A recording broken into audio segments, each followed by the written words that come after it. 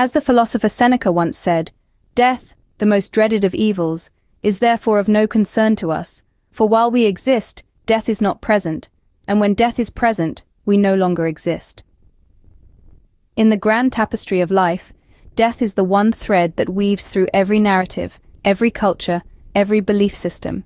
It is the one universal truth that binds us all. Yet, our perceptions of this inevitable event vary widely. In some cultures, death is viewed with fear and trepidation, a dark spectre looming at the end of the road. In others, it is seen as a natural conclusion to life's journey, a peaceful transition into the great unknown. Religions, too, have their unique interpretations.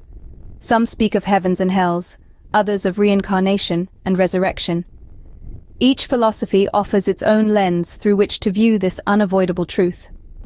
Now, let us delve into the Buddhist perspective, a philosophy that embraces death not as an end, but as a part of the journey. In Buddhism, there is a well-known story about a grieving mother named Kisa Gotami.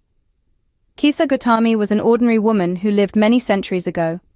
She was much like anyone else, except for one thing. She had experienced an unthinkable tragedy. Her only child, a young boy, had suddenly fallen ill and died.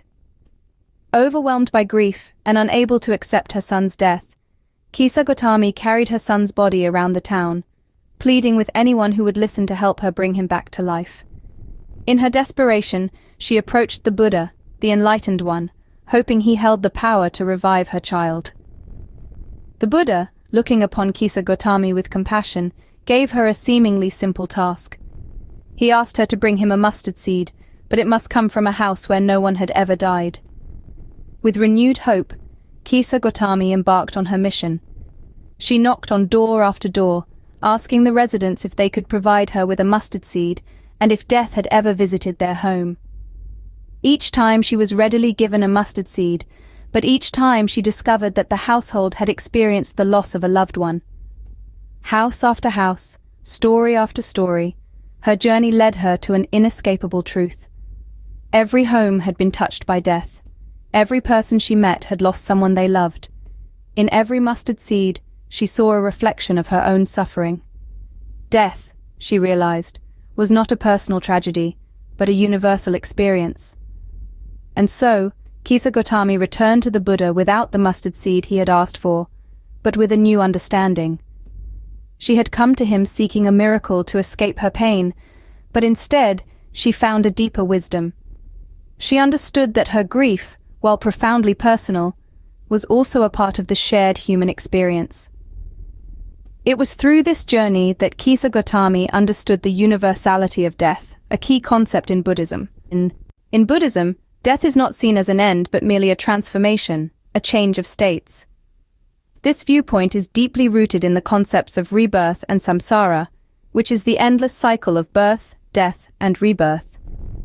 It's akin to a river, constantly flowing, never the same from one moment to the next, yet always remaining the river. The objective of Buddhist practice is to attain nirvana, a state of ultimate liberation and enlightenment. Achieving nirvana signifies the cessation of this cyclical existence, releasing one from the suffering that is inherently tied to the human condition. It's similar to extinguishing a flame, not to destroy, but to bring peace from the torment of burning. The Buddhist perspective encourages us to view death as a significant part of our journey, not the end of it.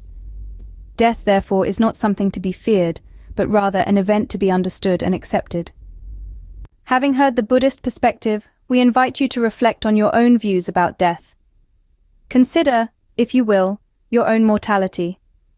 It's not a subject we often dwell on, yet it is as much a part of life as birth. Ponder on the transience of existence. What does death mean to you? Is it an end or a transition? A cause for fear or a catalyst for appreciation?